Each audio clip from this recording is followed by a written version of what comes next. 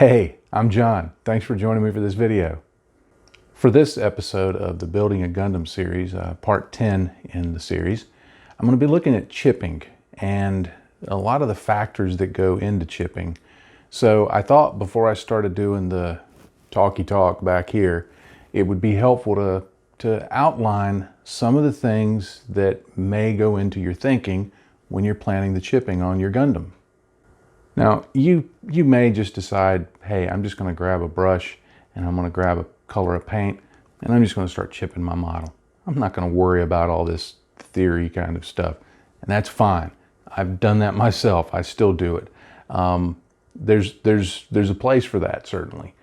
But if you're thinking, you know, I want to kind of form a story behind it. I want to have a logical reason for the color that I use and how much chipping there is and how big it is and where it's placed. If you want to have some thought in that, then I think these factors that I'm going to talk about before getting into the demonstration part should be helpful. Okay, the first thing I want to look at is color. The color of your chips is essentially going to reveal what is the color of the underlying material. And it can be any color. I mean, whatever logic you want to come up with as for the color is fine. But thinking about something like, is it a metallic material, something that we know here today, you know, iron, steel, aluminum, whatever. Is it some sort of future material, you know, and if it is, what color is that material? Is it a composite material? You know, composite armor can be very different in terms of its color. I remember having some armor plating in vests that I wore when I was in the Army that was a composite material, and it was kind of a gray-green. I've seen others that were more of a dark gray. So thinking in terms of what is the underlying material, and also what goes on top of that. You know, maybe you're thinking, it's a metallic color, maybe a dark steel kind of color, and then there's a primer that goes over that. Maybe that primer is a greenish gray color. Then the paint goes over that. When you're chipping, you'll want to account for those colors. There's going to be some greenish gray showing. There's going to be some dark steel showing. So thinking in terms of what's the material underneath, what are the layers of color, will help you in determining the choice of the paints you use to chip your Gundam. Now, another thing that you can factor in is the age of the chipping. The sun is going to fade paint. The sun may, and weathering and all of that, may have its effect on the underlying material. So if you really want to get more advanced in the chipping and in the coloring, then you may want to have at least one other version of colors for each layer, just to suggest different aging. And this, on a very small model, this may not show up. On something larger, it may, or if you're wanting to have areas of larger chipping.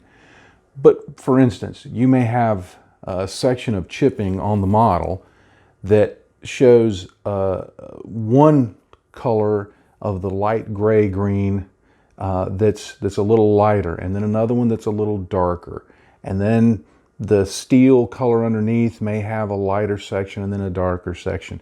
All of this suggests that these chips happened at different times, and that they've been faded and they've been weathered for the older chips, but newer chips haven't. Now, you can go look at real-world examples to see this. A great thing to do is if you can get to a construction site and look at some of the bulldozers and other heavy equipment, and just look at the chips that are on them and look for variations in colors of both the paint, primer, and underlying material, and you'll see that, you know, sometimes there can be a whole lot of variation. So factoring that in can help improve the realism and the overall visual interest of your chipping. Another factor to consider when you're doing your chipping is the placement of the chipping, the density of the chipping. Because, you know, if you've looked at something at a construction site on a bulldozer, you know, the big front blade on it. At one point that was probably painted. Well, it's just chipped just all to heck because that's where all the action takes place.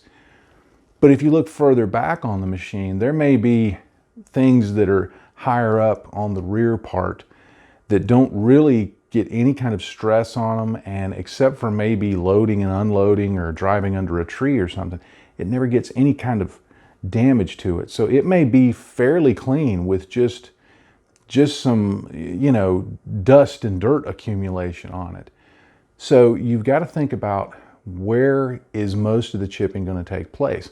On a Gundam, if it's, you know, if you're imagining that it's doing most of its job on Earth or on a planetary surface somewhere, well, you know, it's stomping around. There's more things down low on a Gundam than there are up high. You know, if it's in the woods, it's stomping through trees, and those trees are going to be up to, you know, maybe it's halfway up the knee or something like that. That's going to receive some damage. If it's in town and it's stomping around buildings and falling into buildings and things, there may be damage higher up. So, and then as they fight, I mean, you've seen in the anime, you know, when they show the two streaks of light going pew, pew, pew, pew, pew, anyway, like that. You got to think that two 18-meter tall objects that weigh that much, that are bouncing off of each other, are going to create some kind of damage.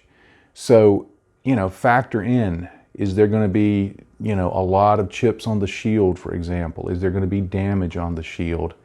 So have an idea, if you're developing this almost as a story, I guess you'd say, have an idea of where those chips are going to be, how heavy they're going to be in terms of just size, and you know, is it covering loads of areas or just a few areas?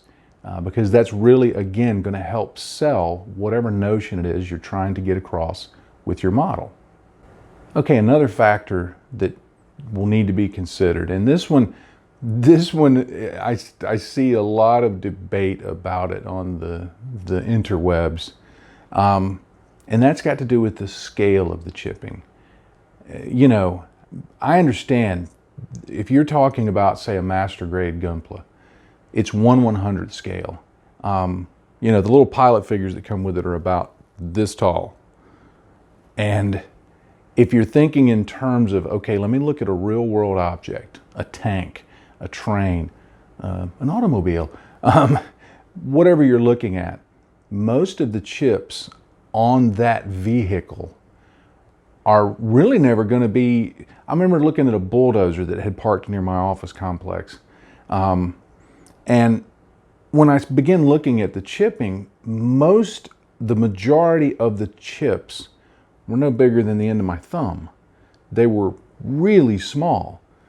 Then there were some that were maybe, you know, the size of my fingers here, where several of them had joined together. And then there were a few palm-sized, where there was major damage. Very few of them got larger than my rather large head. But then there were some that were like on the front blade or on some of the superstructure along the side that held that blade up. Some of that was completely chipped. There were only tiny little pieces of paint left. So it varied from very small to a complete section completely without paint, solely based on what it was doing. So you have to go into it thinking, what is the scale of the chipping? If you want to be scale appropriate, then it's really helpful to take that little pilot figure, or at least something that's about the same size. And when you're chipping, you're going to be doing a much finer application, because you're thinking in terms of, okay, these chips, if you're saying none of them are ever going to be bigger than the pilot's head, you're talking a lot of very fine chips around the model. At the same time, you may decide, you know, I'm not too worried about scale. I want it to look cool. When you take that approach to it, you can have much larger chips. And you kind of make up the story as you go along. It can, in the the view of the view of some people looking at it, it can make it seem like it's smaller. By that I mean, instead of it being an 18-meter high object, if they see a lot of very large chipping, it may appear more like a man in an armored suit, more like a machining Krieger model. And you know, you don't have to do your chipping, you don't have to decide the scale based on what others are going to think. But it's something to definitely keep in mind. Are you looking for really big chips, really small chips? Is there going to be something else when you finish the model that's going to kind of set the scale for everyone? If you put a lot of really giant chips on it, but then you put it into a setting on a base with a few human figures and some cars, then they're going to go, okay, I see this is a really giant object that's been really beat up. Whereas if it's just standing alone on the table, it may look more like a 1/35th scale tank. And I'm not saying any of that's wrong. I'm just saying those are some things you need to factor in terms of the scale of your chipping. Okay, so to tie all of that together, what I like to do is when I'm starting a build, I kind of plan out, how do I want this to end up? Now I may adjust it along the way, but I kind of go into it before I ever really start painting anything with an idea of where I want to end up. And so part of what I may think about is, what environment is this suit in? How beat up do I want it to be? Is there going to be anything in particular that has happened to it that's going to stand out? Like I may say, okay, this particular mobile suit is going to be operating in a more wooded environment, and it's going to be very tall trees. It's going to be in a mountainous area. There's going to be a lot of rain. There's going to be mud that it's going to have to encounter. There's going to be water that it's going to have to walk through. And then I'll think, you know, and I want the chips to be more obvious. I want them to be something that when you stand back from it, you get an idea of something that's been in battle, that's been beat up, you know. And making those decisions, kind of coming up with your own story about it, will help inform how the chipping should be. Because in that case, you know, I would say, okay, I like doing composite chipping generally on Gunpla, so that it's more of a darker gray kind of thing. And so I'd say, okay, I want to do darker gray. I'm going to do a lot of heavy sponge chipping. I'm going to do some brush chipping. And I want to, you know, maybe I decide that one side of it fell, you know, maybe it slid down the side of a mountain or something in the middle of a battle. And so I want to have some chipping, just very dramatic chipping up one side of it, but maybe not so much on the other. All of those things go into how much do I do the chipping? What color do I use? What's the placement? And having that cohesive story behind it, when you're later on down the road and you're trying to think, wait, what was it I wanted to do? You can remember the story. You can even write it down. And you can say, oh, okay, well, in this story, I need to do this part of the chipping or any of the weathering. I need to do it this way because that fits with the story. And later on, if somebody says, well, you know, what are you trying to convey here? You can go, oh, tell them the story. And when they look at it, then they see your vision much more clearly. And they go, oh, okay, that makes total sense. And it helps the viewer. It rewards them with something more than just, well, here's a model that I don't quite understand why it's done this way. They get into your story. They start forming the story in their own head, and that thing, that model, comes alive for them. All right, I know that was a whole lot of blah, blah, blah, blah, blah, but I think it's important to kind of look at those factors before you get into chipping your model so that you can have more fun with it. You're not just thinking, I'm just putting stuff on there, but you're kind of telling the story to yourself as you're doing it, which, in my opinion, makes it a lot more fun. Anyway, with all the theory out of the way, it's time to get back here to the workbench and do a little demonstration. The first application method that I'm going to use will be sponges. This is a very simple technique. Just take a piece of sponge. This is just some shipping sponge that I cut up. It's very soft, and I'll use this to apply the chips. It provides a random pattern that looks much like chipping. It can be done very quickly, and the availability of sponge is pretty universal. So it's one of the techniques that I employ most often. For the color, I'm going to use this Vallejo German Gray. The brand of paint is not as important as the color choice, really. I like using acrylics for chipping. You can use enamels. You can use lacquers, although if you're going to use lacquers, you definitely want to pay attention to what's the underlying surface in paint that you don't get any interference there. But I'm going to use this German Gray because I want it to represent a more composite underlying armor feel. I want it to seem like that the white parts are painted over a darker composite armor.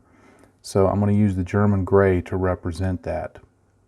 Now, if you were going to do something that was going to be chipped as if it were something underneath that oxidized, I would recommend that you would use a chipping brown kind of color. This is from Vallejo Mecha Color, but of course there's plenty of browns, and all this is just a darker, somewhat reddish brown. So this would be an appropriate color if you were going to do something that was more oxidized in nature. All right, I have the paint in my palette. It's unthinned. It's straight out of the bottle.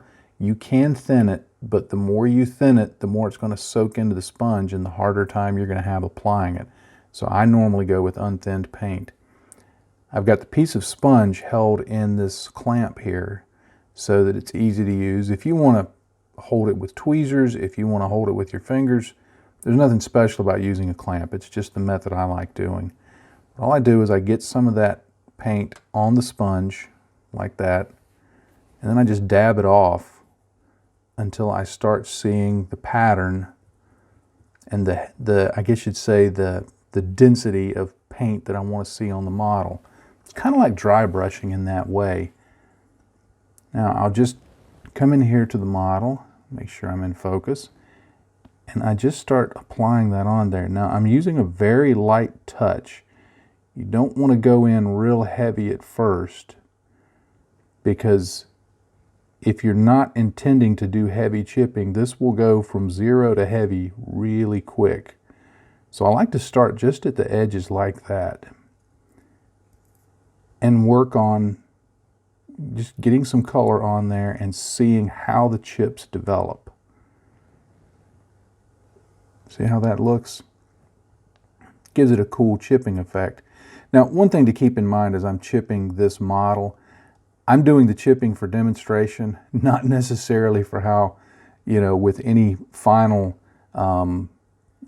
thought in mind, because I'm going to need to be demonstrating a lot of various things. So if you're looking at this and going, well, that's way too heavy chipping or it's not consistent, yeah, I get that, because this model is a demonstrator. It's not something that I'm planning on, holding up as a great example of Gunpla modeling.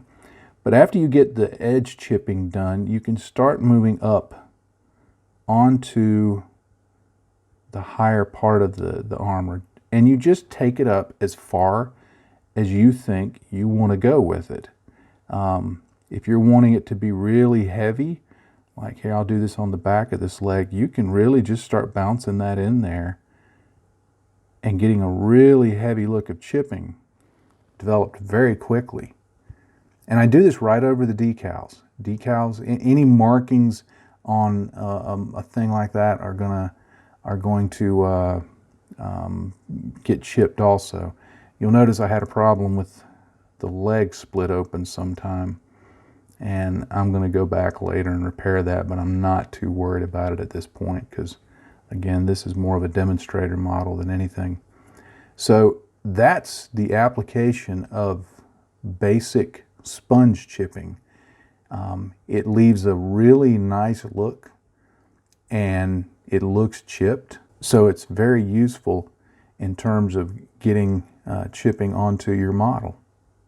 Now, another thing you can do with chipping is you can enhance the edges of various elements of the mobile suit. So along this knee part here, you've got these edges, and from a distance they may not appear, people may not see the actual contours and things like that, or they may not be as apparent because it's this white color. So by taking your sponge and doing some chipping along there, even if it's just very light chipping, you can bring out some of the elements and edges of the various parts of the model. It's actually a way of doing edge highlighting without highlighting. You're doing some chipping. Now, the chipping may be more concentrated along the corners or various edges instead of completely, along the entire length of a section. So it establishes where parts terminate, where there's curves, where there's changes of direction, and it just helps the eye pick out the various edges on the model. So keep in mind when you're doing any kind of chipping, whether it's sponge chipping or paint chipping or any of the others that I'm going to show, it can be used strategically to highlight edges of the model. Okay, I had this leg piece finished, and whether you think it's too heavy, too light, that's really not the point of what I'm doing here, but you can see how I've defined some edges along here. I used the edge of the sponge to get a little bit of chipping here, making the assumption that maybe these parts rub together, or when they're taken apart they bang them together. I could have done a little along the back of the leg here, but like I said, I may try to repair that crack.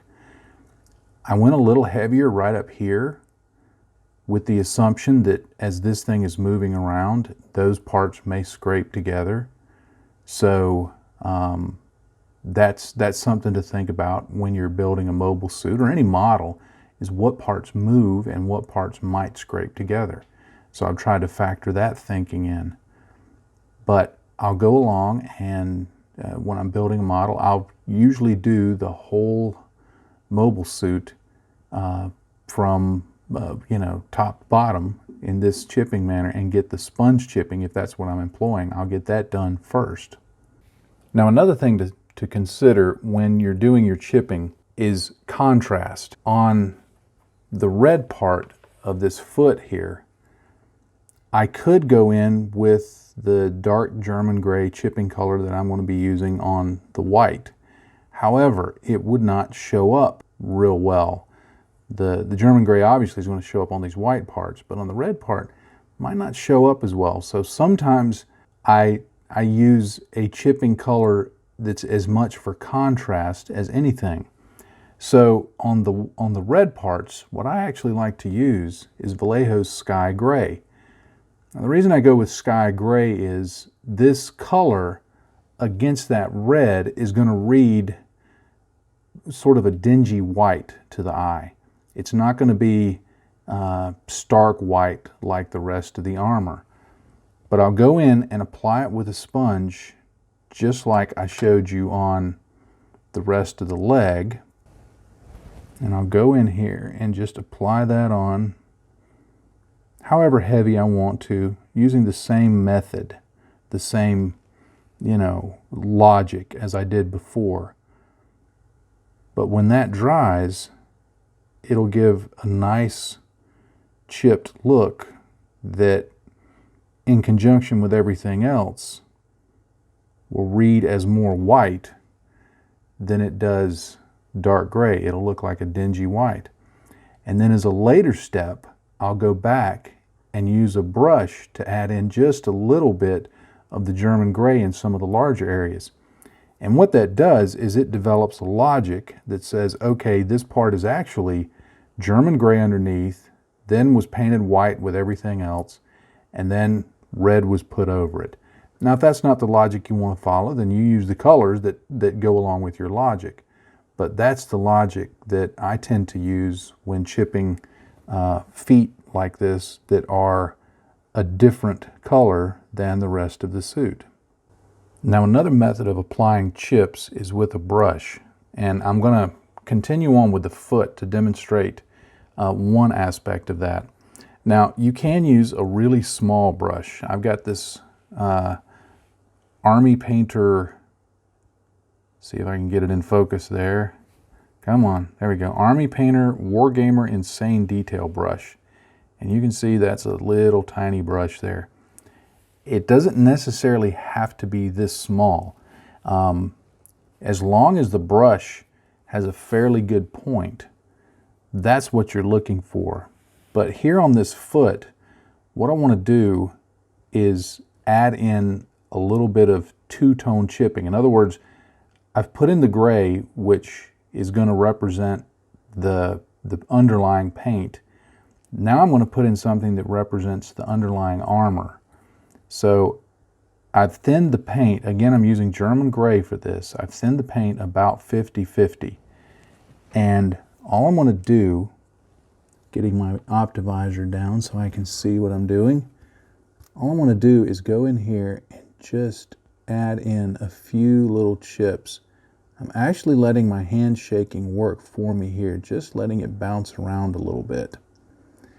Now, I would be able to be a little more precise if I wasn't on camera, but you get the point.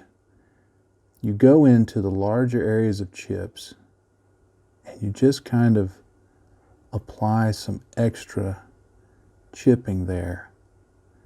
And what that does is it looks like chipping that has gone through the first layer of paint down to the armor.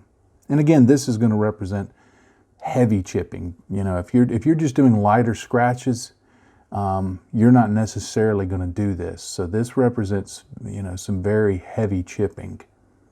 Now, another thing I can use my brush for is I go in and I use a very thin version of the lighter color.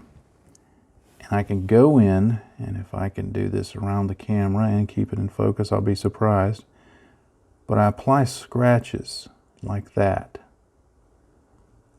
And these can be heavy, these can be light, but they represent where it's walked around and something has scratched against the surface of the mobile suit.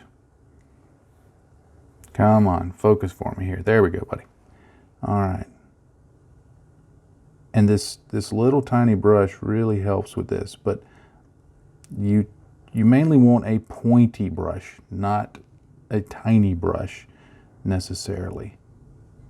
That one got a little big, but that's okay. We'll live with it. But the brush can be used to join other chipping together or to make streaks like this.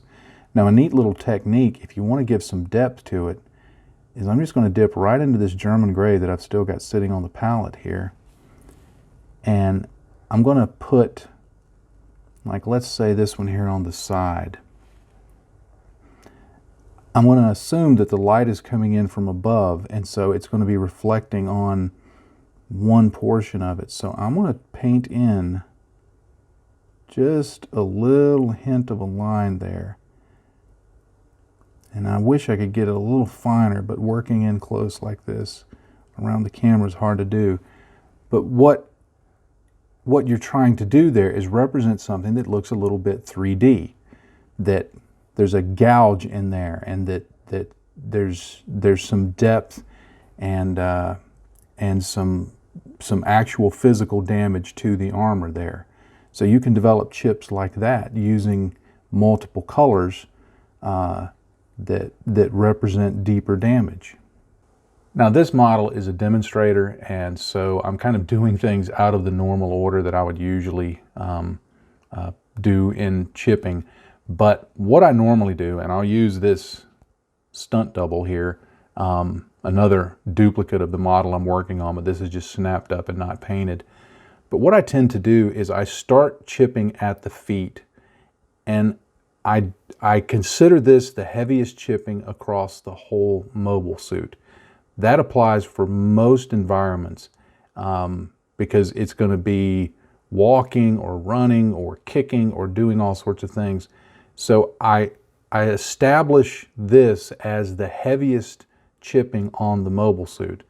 And then as I work pieces further up, I do it successively lighter chipping, so that by the time I get up to the top, the chipping at the top will be in scale, so to speak, with what's at the bottom. Now, I can go back later if I want to represent, okay, there's been a really hard chip right here along the arm, or one along the shoulder, or something like that. I can go back in and add those, but having that gradual decrease in the volume of chipping and the size of chipping as it goes up the suit generally fits most stories, I guess you'd say, behind how the chipping occurred. So it's something to keep in mind. So like I said, I always start at the feet and then work my way up and use that as a reference point. I'll actually keep the feet sitting on my desk so that I can use that as a reference point as I go along, as I build the mobile suit. Another great method for chipping is to use a mechanical pencil. This has got a 0.5 millimeter lead. What I do is I use a sanding stick to just kind of sharpen that down even more. I just roll it like that to get it to a fairly fine point. It doesn't have to be pointy, but it can let you get some very precise chips. Now, working on the theory that there's going to be a lot more heavy chipping down towards the bottom than up at the top, I'll often revert to the pencil for chipping near the top, simply because that gives me much finer control. And I kind of go in and I just start bouncing it around and drawing in chips like that. And you see how it allows me to do a really fine job of chipping. And by fine, I mean tiny, not that I'm doing that great of a job. But I can put them anywhere. I can even draw in, a little streak, develop that. Sometimes this is a very gloss surface. Sometimes on a gloss surface, the pencil has a little bit of a problem getting a grip, I guess you'd say, on fairly flat surfaces. But along edges like this, it's great. And you can rub it back and forth like that. You can use it to develop a larger chip like that. So this is really good, especially for doing scale appropriate chipping. This is where you're going to be able to, if you're wanting some very fine chips, if you're not wanting it to look like, a World War II tank, you're going to be able to get some very fine scale appropriate chipping. Now, this type of lead, obviously it's kind of a German gray, has a little bit of a shine to it. When you put a flat coat over the top, it'll matte that down. Obviously, it's not going to work on every color. I can't use it on the blue. I can't use it on the red that well, just because there's not enough contrast. So if you're looking for this type of finer chipping on those colors, you'll have to resort to finer brushes and other methods to do that. But the pencil works very, very well to do this tight chipping. And it can be especially effective if you've done some larger chipping with the sponge, maybe just around the edges, and then you go in later with the pencil and fill in additional chips and tiny chips and things like that. So just because you've done the sponging in one area doesn't mean you can't go back with a pencil or a paintbrush and do additional chipping. But a mechanical pencil is a handy tool to have in your arsenal of chipping. Sometimes I want chipping that is really more suggestive of scuffing, not so much heavy chipping. And this can be done by itself or as a basis for later chipping with the other techniques I'm showing. But for this, I like to use a flat brush and essentially just dry brush the edge like that. And what that does is develop some very light scuffing and suggestions of wear, but it's less heavy than the sponge would be, but it's it's not as directed as using a fine brush would be. So it gives me kind of a basis for later steps or leaving it and as it is. And you can do it as a dry brushing motion or even kind of a dabbing motion like that. And in that way, it's kind of like the sponge, but I think it allows more control.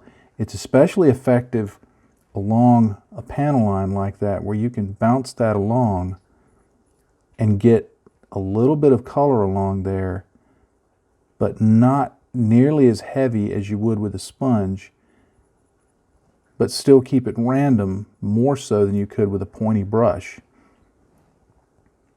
And it gives kind of a cool look to it.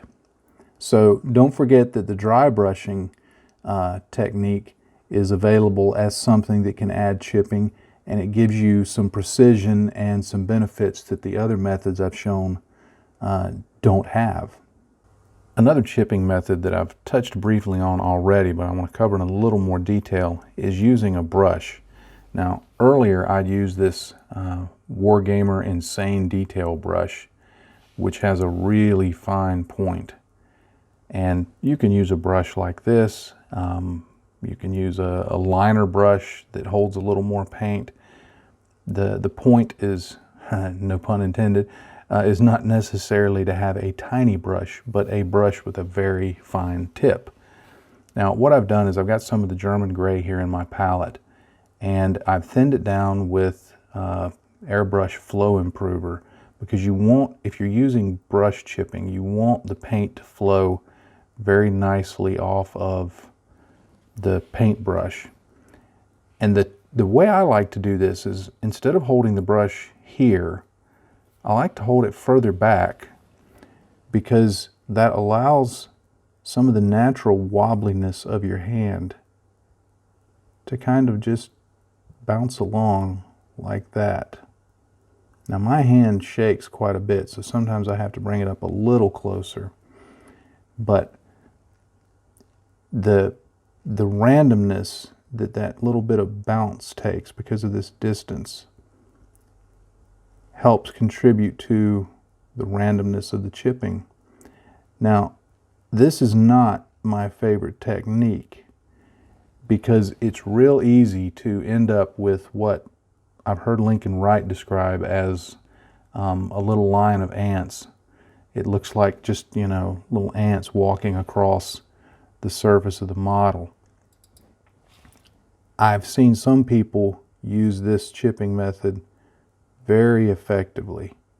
And I guess like anything else, the more you practice it, the better you get at it. And it can look very good. I'm not saying don't use it. For me, it's not my go-to as the primary way of chipping.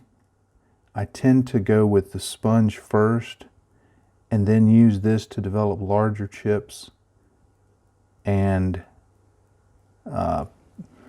use this to fill in areas and to do other things, and to do, as I showed earlier, streaks and things like that. But I've seen some very good modelers. I've seen Mig Jimenez do this. I've seen Martin at Night Shift Scale Models do this, where almost on an entire model, it'll just be brush chipped like this. So it's definitely a viable method. Again, because it's not one that I use as much, I don't feel as comfortable with it. And I just like the way sponge chipping looks better than this. But it's definitely a technique that a lot of people use it very successfully. So it's one that I would urge you to give a shot. And if that develops into one that you feel more comfortable with, then go for it. Another method that I want to talk about, but I'm not going to actually demonstrate because it could be, frankly, a video on its own, is what is often referred to as hairspray chipping, or using chipping medium, things like that. And the way that works is, and I'm just going to use this shield as kind of a demonstrator to simply point at. Let's say that you wanted to paint the shield, you wanted the whole thing, we'll just, for the sake of simplicity, we'll just say we're going to paint the whole thing white. but we wanted it to be chipped with German gray. The procedure would be to paint the whole shield with German gray, then put down a layer of the chipping medium that you're going to use, then put the white over that. You then take a brush, or I've seen toothpicks used or anything like that, wet the surface with water, and then using your brush or whatever you're going to be chipping with, and just start working at, if this is your brush, you're just going to start working at the edges. What will happen is the water will activate the chipping medium, and it will start removing the top layer of paint. Now the chipping medium protects the bottom layer, so you would get some areas that literally, I mean it literally does chip the paint so that you see the underlying color. And it's it can be a very realistic method and look very good. The drawback to it is that depending on the chipping medium and the paints you're working with, some paints will chip easier than others. Some chipping mediums dry much faster and don't have as much of an activation time. It takes a little bit of work and experience. It's not difficult, but it takes a little bit of work and experience to know how to do, if you want to have just very light chipping, how to make that work, or if you want to have very heavy chipping. You have a little less control of the process. The process itself generally kind of runs the show, and you kind of have to work with it. But it does look really, really good. So it's definitely something that if you've not tried it, it's worth trying out. But it's not the kind of technique that lets you get necessarily the fine chipping that you can get, say, with a sponge or a brush or something like that. Because once you start chipping away at the areas where you've applied that chipping fluid, it may remove a whole big chunk, depending on how it's been applied. Now, there are quite a few varieties of commercially produced chipping fluids that are specific for modeling. I have this Vallejo chipping medium and this AK heavy chipping acrylic fluid. Ammo of MIG makes some. There are other brands available. I've tried both of these, and quite honestly, they seem to work exactly alike. The amount of chipping you get can vary by how much chipping fluid you put on the model, how thick you make your layer of paint on top of the chipping fluid. All of those are varying factors that you would need to experiment with, frankly. I mean, I've found that the heavier I put on the chipping fluid, the heavier the chips that I get. A lighter layer seems to produce finer chips. Same way with the paint. The heavier the paint, the harder it is to come off. The lighter, the easier it is for the paint to come off. So there's a lot of different factors that can go into it, so it takes a little bit of experimentation. Another product that, and where this technique gets its name, is hairspray. And this is what I use, just real plain Aquanet unscented professional hairspray. There's other brands that you can use. The less other stuff it has in it, scents and you know, things that help your hair. I mean, you're just looking for plain hairspray. And I've used this, and frankly, I prefer the hairspray over these. It's not a huge difference quantitatively, I suppose, but this is just so darn easy and it works. I mean, the way I apply it is let's say I'm doing this, we'll go back to our shield here. I'll hold it on a clip. If I were doing this, I would hold it with a clip, and I would make a pass or two with my hairspray, just like I was spraying on primer or paint or anything like that. I'd start off the model, pan across it with the button down, and then come back across it, you know, about 10 to 12 inches away. It takes about 10 minutes for it to dry, and then I can put paint over it. If I wanted to put another layer of hairspray on, I could. If you're airbrushing it, you'd airbrush it just like it was some kind of clear medium. Now, these commercially produced ones, and to a certain degree the hairspray, they will leave a little bit of a texture on the surface, so don't be alarmed if that happens. It's just the nature of the product. It will settle down when it dries out. It won't show, unless you do it really heavy, it won't show later. But it's definitely a way to get some true chips and gives it a very good look. However, it takes a lot more practice and experience to really get in control of the technique, because it's one of those, again, that if you're not careful, it can control you. One other thought about the hairspray. I have decanted this before and applied it with my airbrush. I just mainly did it to see how it worked, and it works fine. I cleaned it up with water and everything worked well. So you can decant your hairspray. Although, in my mind, if you're going to do that, there's not enough significant difference between this product and these products that you wouldn't just go ahead and use one of these. This is cheaper. I mean, there's no doubt about that, and this thing will last you a long time. Okay, well, I've only actually got a little bit of work done. I got some chipping done on this leg and on this foot. So I've done more talking than working, which I guess is the nature of videos. So I've still got to go back off camera and do the rest of the suit. But it's a fun process. So chipping can be really relaxing in a way, because it's just kind of fun to feel like you're just grunging something up. So I'd urge you to take advantage of that and enjoy the process. Thank you so much for watching this video. I am grateful, especially if you're still watching at this point in the video. Please be sure and click the subscribe button down here in the lower right corner of your screen. I would most appreciate that. And there's a little bell icon. If you click on that, it will send you an alert each time that I put out a new video. And this series will be continuing. This, of course, is part 10.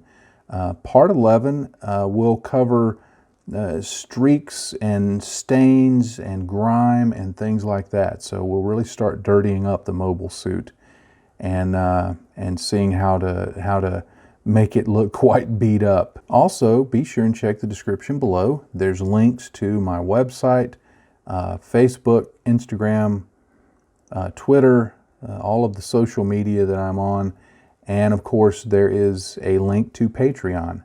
I do have a Patreon account, and I am most grateful for the folks who have stepped up and are supporting me there on Patreon. They make this possible to buy the materials that I need and to kind of model at the pace that keeps these videos flowing. So I am most grateful for that. And if you would consider supporting me on Patreon also, I would be most grateful for that. It really, really does help out a lot. And as a final closing, I'd like to say, in this hobby, if you're not having fun, you're doing it wrong. Happy day to you, friends. Bye-bye.